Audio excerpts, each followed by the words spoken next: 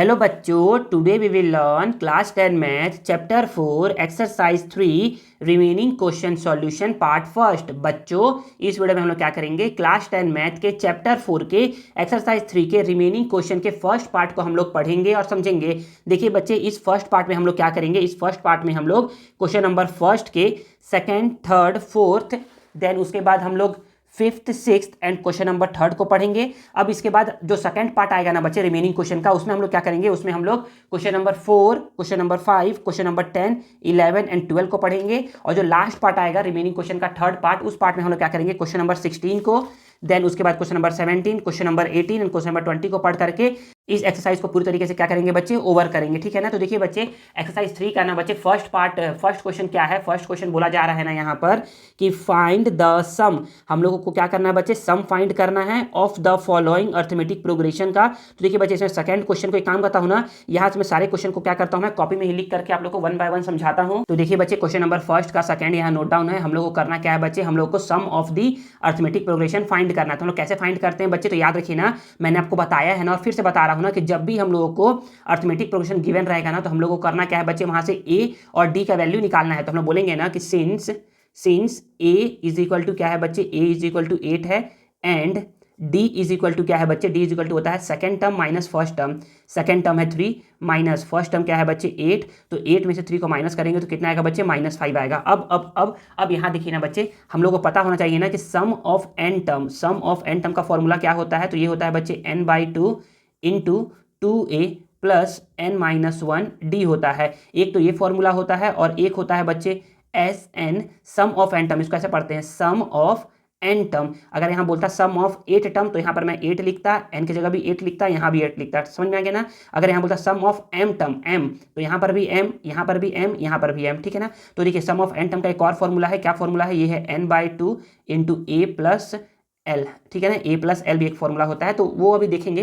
हाँ, तो हम लोग करना क्या है बच्चे, हम लोगों को ना सम ऑफ एन टर्म फाइंड करना है। तो हम लोग बोलेंगे ना कि सर, हम लोग को ना सर यहाँ पर सर ए का वैल्यू पता होना चाहिए, हम लोगों को डी का वैल्यू पता होना चाहिए और सर हम लोग को एन का वैल्यू पता होना चाहिए। तो देखिए बच्चे, यहाँ पर एन क्या है, तो आप बोलोगे ना कि ना यहाँ पर ना एन क्या है, एन इज इक्वल, देखिए बच्चे हमको बोल रहा है ना कि 22 टर्म्स तक फाइंड करिए। तो एन का वैल्यू क्या होगा बच्चे, हमारा यहाँ पर 22 होगा। ठीक है ना। तो अब आप बोलोगे ना कि since sum of N term का फॉर्मूला क्या होता है, ये होता है n/2 into 2a plus n-1 D होता है। तो मैं बोलूँगा ना कि हमें क्या करना है, 22 टर्म तक फाइंड करना। तो मैं s को s बोलूँगा, n का वैल्यू 22।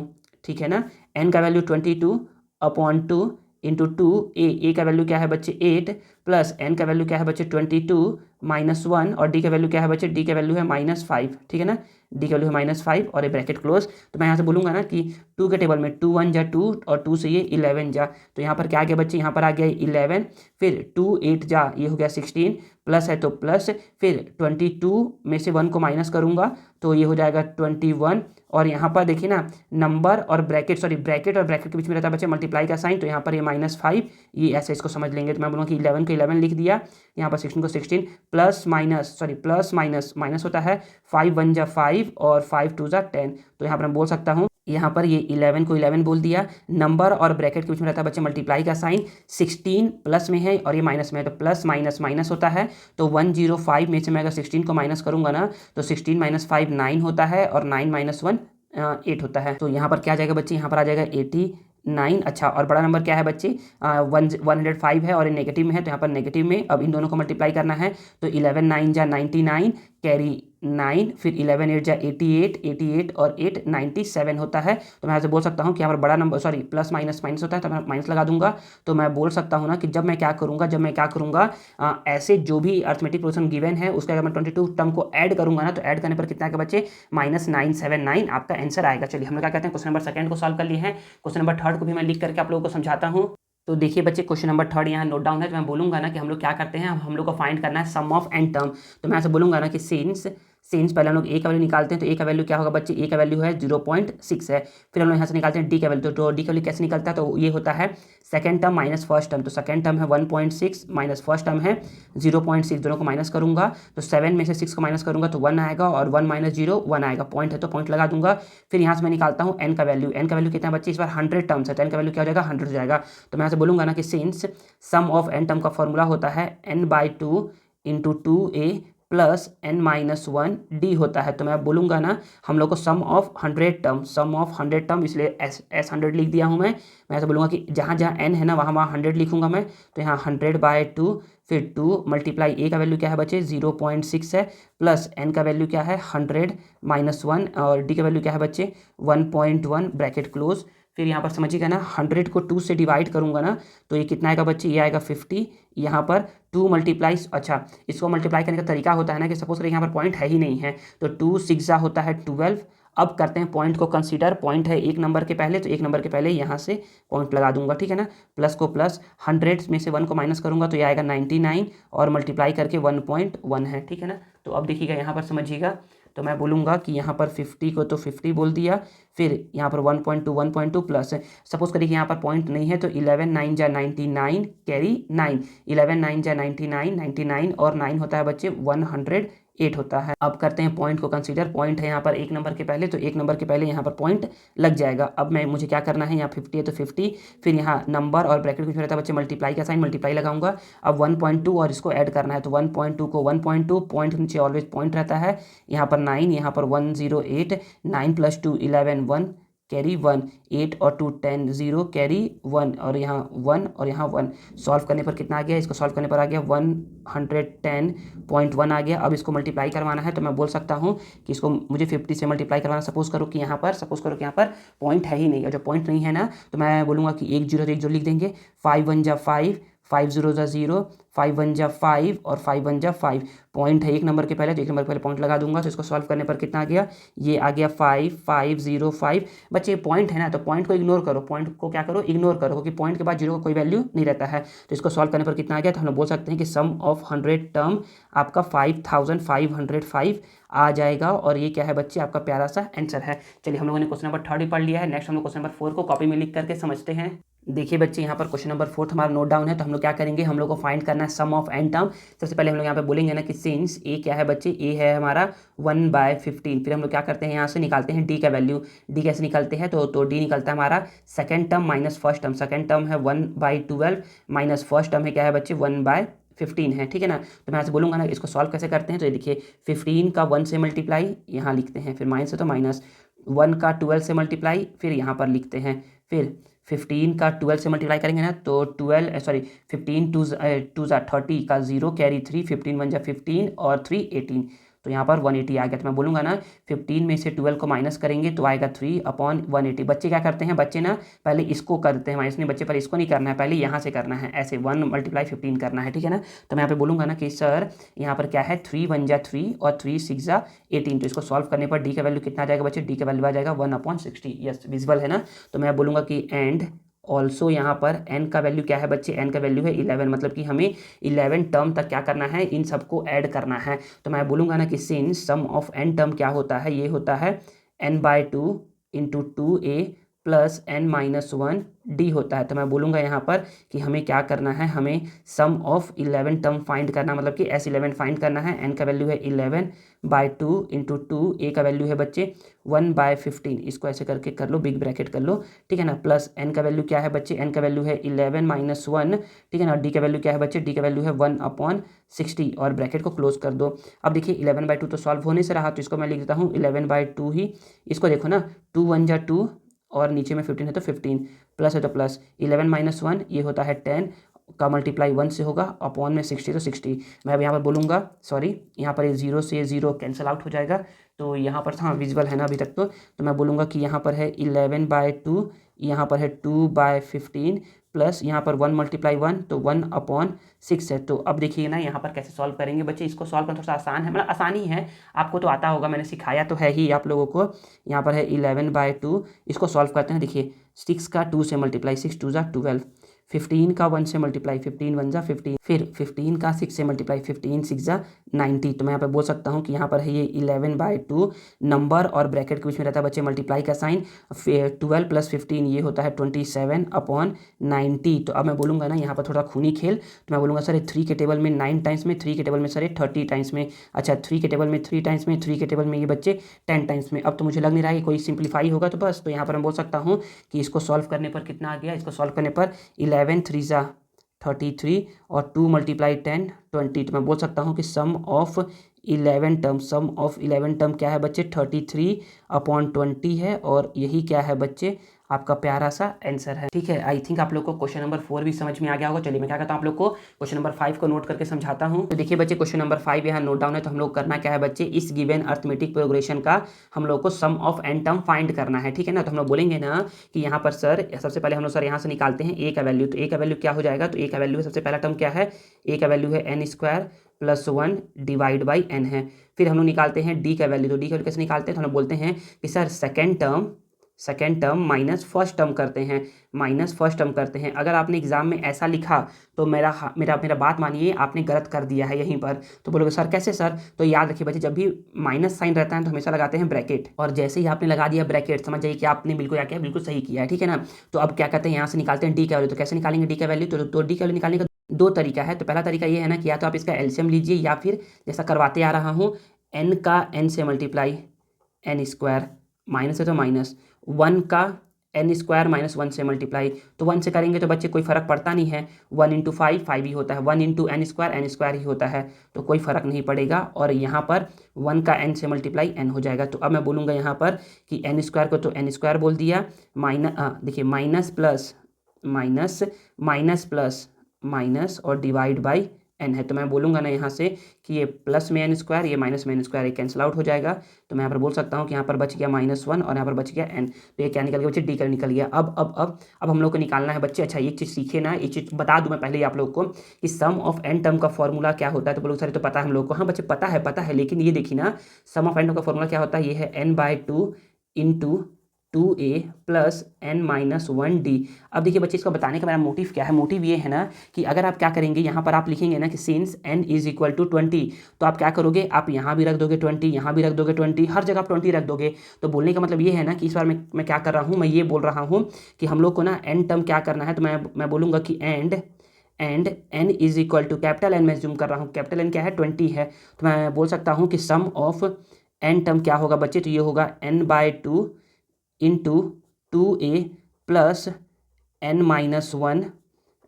सर ऐसा क्यों किया, क्या मतलब कि क्यों किए, ऐसा इसलिए किए ना बच्चे हम लोग, क्योंकि देखिए ना अगर मैं यहाँ पर स्मॉल n यूज़ करता, अच्छा देखिए अगर मैं यहाँ पर स्मॉल n यूज़ करता तो आप क्या करते, आप यहाँ पर रखते n = 20 रखते, आप क्या करते, आप रखते n = 20। तो होता क्या कि आप n20 यहाँ भी रखते, n20 यहाँ भी रखते, n20 यहाँ भी रखते। फिर जब आप a का वैल्यू लिखते, a का वैल्यू क्या लिखते, आप लिखते n² + 1 डिवाइड बाई n लिखते। तो यहाँ भी आप 20 रखते, यहाँ भी आप 20 रखते, तो इससे क्या होता है, आपका क्वेश्चन गलत हो जाता है। समझ में आ रहा है ना, मतलब समझिए ना कि यहाँ पर ना x लिखाया हुआ है, क्या लिखाया हुआ है, x², यहाँ पर x है, यहाँ पर x है, यहाँ पर x² और यहाँ पर x है। और तब अगर ऐसा रहता ना कि अगर यहाँ पर x² लिखा रहता तब आप यहाँ पर ना n = 20 एज्यूम कर लेते, लेकिन यहाँ पर ना हम लोग कैपिटल N एज्यूम कर रहे हैं क्योंकि ये मिक्स ना हो। ठीक है ना, तो मैं यहाँ पर बोलूँगा ना कि n क्या है बच्चे 20 है। तो यहाँ पर मैं बोलूँगा कि सम ऑफ 20 टर्म, यहाँ पर 20 डिवाइड बाई 2, यहाँ पर 2, a का वैल्यू क्या है बच्चे, a का वैल्यू है n² + 1 डिवाइड बाई n, हमेशा लगाते हैं ब्रैकेट, जब भी मल्टीप्लाई आ जाए या माइनस आ जाए हमेशा लगाते हैं ब्रैकेट। ठीक है ना, फिर यहाँ पर प्लस n का वैल्यू है 20 -1, डी का वैल्यू क्या है बच्चे, डी का वैल्यू है -1/n, ब्रैकेट लगा दो ज़्यादा अच्छा रहेगा। यहाँ पर n/1/n हो गया। देखिए मैं वही बोल रहा हूँ ना कि अगर आप ना नहीं लिखते ना कैपिटल N, तो आप ना स्मॉल n भी की जगह अगर आप यहाँ पर ये लिखते स्मॉल n = 20 आप लिखते, अगर यहाँ पर n = 20 तो आप यहाँ भी 20 रखते, यहाँ भी 20 रखते, यहाँ भी 20 रखते, जिससे आपको क्वेश्चन क्या होता गलत हो जाता। ठीक है ना, तो आई थिंक समझ में आ गया होगा अभी तक। तो देखिए बच्चे अब मैं क्या करूँगा, 20 को 2 से डिवाइड करूँगा तो आपका आएगा 10।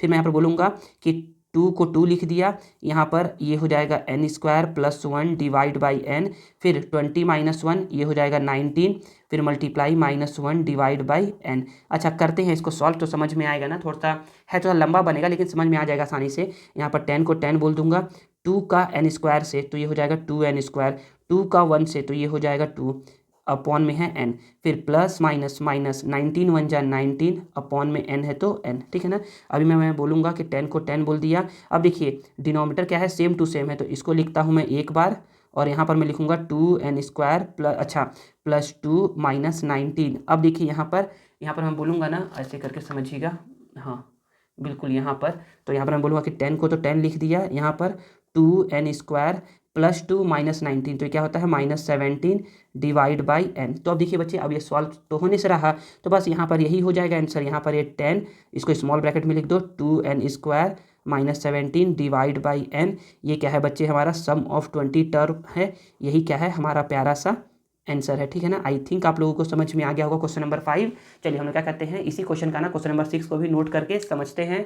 तो देखिए बच्चे, क्वेश्चन नंबर 6 यहाँ नोट डाउन है। तो मैं बोलूँगा ना कि हम लोग को क्या करना है बच्चे, सम ऑफ n टर्म फाइंड करना है अप टू n टर्म्स तक। तो देखिए बच्चे, यहाँ पर ना हम लोग बोलेंगे ना कि सबसे पहले हम लोग यहाँ से निकालते हैं a का वैल्यू। तो मैं बोलूँगा ना कि since a is equal to क्या होगा बच्चे, तो a इज इक्वल टू है बच्चे हमारा यहाँ पर ये 1 - 1/n। अच्छा, इसको मैं ऐसे भी लिख सकता हूँ ना, इसको यहाँ पर 1 लिख दूँ, फिर n का मल्टीप्लाई 1 से, तो n माइनस 1 का मल्टीप्लाई 1 से 1, और 1 का मल्टीप्लाई n से n। तो a का वैल्यू ये आ जाएगा। अब d का वैल्यू निकाल लेते हैं यहाँ से। तो ये क्या होता है, second term minus first term. Second term है ये माइनस फर्स्ट टर्म है आपका ये। तो मैं यहाँ पर बोल सकता हूँ इसके नीचे भी 1 कर दो, इसके नीचे भी 1 कर दो। तो मैं ऐसा बोल सकता हूँ कि इसको सॉल्व करूँगा तो n 1 जा n, -2 का 1 से -2, 1 n जा n, फिर माइनस, फिर मैं बोलूँगा कि n का 1 से n, -1 का 1 से 1, और 1 n जा n। समझ में आ रहा है ना, हाँ विजिबल है। तो मैं बोलूँगा यहाँ पर कि यहाँ पर देखिए, यहाँ पर दोनों का ना क्या है बच्चे, डिनोमिनेटर सेम टू सेम है। तो इसको एक साथ लिख लूँगा मैं।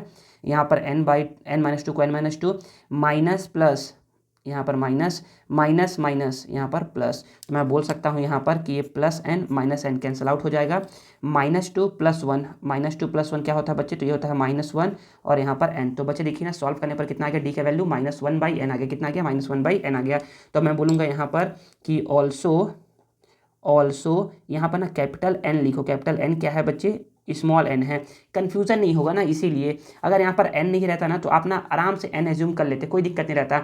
Small n is equal to n लिख लेते आप, लेकिन यहाँ पर n है ना, तो इसलिए क्या करो, आप कैपिटल N एज्यूम कर लो। तो आप बोलोगे ना कि since sum of n term, ये क्या होता है बच्चे, ये होता है n/2 × 2a + n-1d। अब यहाँ पर n का जो वैल्यू है उसको रख दो।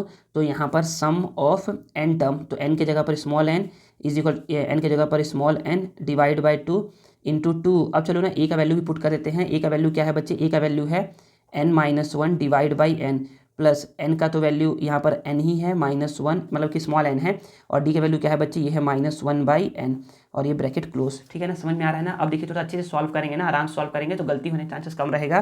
तो मैं यहाँ पर बोलूँगा कि n/2 को n/2, यहाँ पर 2 का n से 2n, 2 का 1 से -2, और नीचे में n है तो n। ठीक है, ओके। फिर आगे प्लस है तो प्लस, -1 का n से तो ये हो गया -n, -1 का -1 से तो ये हो गया +1, अपॉन में n है तो n, ब्रैकेट क्लोज। फिर n/2 को n/2। अब देखिए थोड़ा इसको सॉल्व करते हैं। डिनोमिनेटर सेम टू सेम है, इसलिए इसको लिखते हैं एक बार, और ऊपर वाले नंबर को एज इट इज़। ऊपर वाला नंबर क्या है, यहाँ पर है 2n-2 plus minus minus plus plus, यहाँ पर प्लस हो जाएगा। फिर मैं बोलूँगा कि n/2 को n/2, यहाँ पर 2n में से एक n जाएगा तो n बचेगा, -2 + 1 -1, और डिवाइड बाई n है। तो मैं यहाँ पे बोल सकता हूँ कि ये कुछ ऐसा लिखा हुआ है कि यहाँ पर n/2 को n/2, नंबर और ब्रैकेट, मतलब नंबर और ब्रैकेट नहीं, मतलब वेरिएबल और ब्रैकेट है। तो यहाँ पर मल्टीप्लाई का साइन, यहाँ पर है n-1, और यहाँ पर है नीचे में n। तो मैं बोल सकता हूँ कि ये n से ये n कैंसिल आउट हो जाएगा। तो मैं बोल सकता हूँ कि sum of n term Sn is equal to, ऐसे करके कि sum of n term is equal to, यहाँ पर n-1 डिवाइड बाई 2। ये आपका क्या आएगा बच्चे, ये आपका प्यारा सा आंसर आ जाएगा। ठीक है ना, समझ में आ रहा है यहाँ तक। तो बच्चे यहाँ पर क्या हो गया, यहाँ पर हमारा क्वेश्चन नंबर फर्स्ट का second, third, fourth, fifth and six क्या हो गया बच्चे, ओवर हो गया है। देखते हैं हम लोग क्वेश्चन नंबर थर्ड क्या है। क्वेश्चन नंबर थर्ड बोला जा रहा है ना कि हाउ मैनी टर्म्स, कितने terms of the arithmetic progression this one must be taken, मतलब कि इस अर्थमेटिक प्रोग्रेशन का मैं कितना टर्म लूँ so that their sum is 78, कि उनको सम करने पर 78 आ जाए। काम करता हूँ ना, इसको मैं ना कॉपी में ही लिख करके आप लोग को समझाता हूँ अच्छे से। तो देखिए बच्चे, क्वेश्चन नंबर थर्ड यहाँ नोट डाउन है। तो मैंने आपको बताया है ना कि जब भी हमें अर्थमेटिक प्रोग्रेशन गिवन रहेगा ना, तो हम लोग वहाँ से क्या निकालते हैं बच्चे, ए का वैल्यू निकालते हैं और डी का वैल्यू निकालते हैं। तो मैं वही लिखूंगा, तो मैं यहाँ पर लिखूंगा ना, पहले हम लोग को गिवन क्या है वो लिख लेते हैं। हम लोग को गिवन एपी क्या है, गिवन एपी क्या है हमारा, गिवन एपी है 24, 21, comma 18 dash dash dash dash है, तो देयरफॉर हम लोग यहाँ से ए का वैल्यू कैलकुलेट करते हैं। ए का वैल्यू क्या होगा 24, फिर उसके बाद निकालते हैं डी का वैल्यू। तो डी का वैल्यू क्या है बच्चे, डी का वैल्यू है second term minus first term, तो 21 माइनस 24 ये होता है -3। अब बोला जा रहा है ना कि हम लोगों को कि हम लोग कितने टर्म्स ले इस अर्थमेटिक प्रोग्रेशन का, जिससे कि हमारा जो सम है ना वो 78 आ जाए। तो मैं बोलता हूँ यहाँ पर कि let N terms can be taken, कि हम लोग क्या करेंगे, एन टर्म्स लेंगे, एन टर्म्स लेंगे, देन एस जो कि एस एन होगा ना बच्चे, वो क्या आएगा 78 आएगा। हम लोग जब यहाँ पर एन टर्म लेंगे ना तो उसको सम करने पर कितना आएगा बच्चे 78 आएगा। तो बस यही बोलना ही है। अब तो आप बोलोगे ना कि सिंस एस एन का फॉर्मूला क्या होता है, सॉरी पहले एस एन क्या है 78 है, उसको लिख लेंगे। तो मैं बोलूँगा ना कि एस एन का फॉर्मूला होता है n/2 into 2a plus n-1 d और bracket close is equal to 78। चलिए वैल्यू पुट करिए और अपना आंसर लेकर के आइए। तो मैं बोलूँगा ना कि सर यहाँ पर ना n को ना n ही छोड़ देंगे, क्योंकि n का तो वैल्यू हम लोग को फाइंड करना है। तो मैं बोलूँगा ना कि n को n ही छोड़ दो अपॉन 2, यहाँ पर है 2 और फिर a का वैल्यू क्या है बच्चे, a का वैल्यू है 24 प्लस n को n ही छोड़ दो -1 और d का वैल्यू क्या है बच्चे, d का वैल्यू है -3 bracket close is equal to 78। एक काम करिए ना, देखिए ना ये 2 क्या है डिवाइड में, ना इधर आएगा तो मल्टीप्लाई में हो जाएगा। इसको अच्छे से लिख लो पहले 78 को। तो मैं बोलूँगा कि 78 को 78 ये डिवाइड में है, इस साइड आएगा तो बच्चे ये हो जाएगा मल्टीप्लाई में। यहाँ पर n को n 24 का 2 से मल्टीप्लाई करवाऊंगा तो 48 फिर प्लस -3 का n से तो ये हो जाएगा -3n, -3 का -1 से तो ये हो जाएगा +3 और ये ब्रैकेट ऐसे करके क्लोज हो जाएगा। तो अब मैं बोलूँगा यहाँ पर समझिएगा कि यहाँ पर n को n बोल दिया, यहाँ पर ये है 48 plus minus minus plus plus यहाँ पर प्लस और ये 8 2 ज़ा 16 6 कैरी 1 7 2 ज़ा 14 और 1 15। तो यहाँ पर मैं बोल सकता हूँ कि ये है 156। यहाँ पर पहले तो एक काम कर लो ना, n का मल्टीप्लाई 48 से तो ये हो जाएगा 48n, n का मल्टीप्लाई -3n से तो ये हो जाएगा -3n² और n का मल्टीप्लाई 3 से तो ये हो जाएगा +3n। अब यहाँ पर देखिए, अब मैं बोलूँगा यहाँ पर कि यहाँ पर ये है -3n² प्लस 48 प्लस 3 ये हो जाएगा +51n और एक प्लस में ही सेट आएगा बच्चे तो ये हो जाएगा -156 इज इक्वल टू 0। आप लोगों को दिख रहा होगा ना कि ये क्या बन गया है, ये बन गया है quadratic equation in one variable. इसका मतलब आपको मिडिल टर्म को स्प्लिट करना है और अपना आंसर लेकर के आना है। तो एक काम करिए ना, इसको ना देखिए ना बच्चे, ये क्या है, ये नंबर 3 से डिवाइड होगा, ये भी नंबर 3 से डिवाइड होगा और ये भी नंबर क्या होगा 3 से डिवाइड होगा। एक काम करिए तीनों को 3 से डिवाइड कर दिए। तो जब मैं तीनों को 3 से डिवाइड करूंगा ना तो एक काम करिए -3 से डिवाइड करें तो होगा क्या, जो नेगेटिव है वो पॉजिटिव बन जाएगा। तो जब मैं इसको -3 से डिवाइड करूंगा तो यहाँ पर केवल n² आएगा। जब मैं इसको -3 से डिवाइड करूंगा तो 3 से 17 टाइम्स में ये पॉजिटिव है तो ये नेगेटिव बन जाएगा। जब मैं इसको माइनस से डिवाइड करूंगा तो ये नेगेटिव है तो ये पॉजिटिव बन जाएगा। 3 5 ज़ा 15 3 2 ज़ा, तो यहाँ पर इतना आ गया। अब क्या करना है, अब इसको सिंप्लीफाई करना है। तो मैं बोलूँगा ना कि सर इसको सिंप्लीफाई करने का ना 3 स्टेप्स होता है।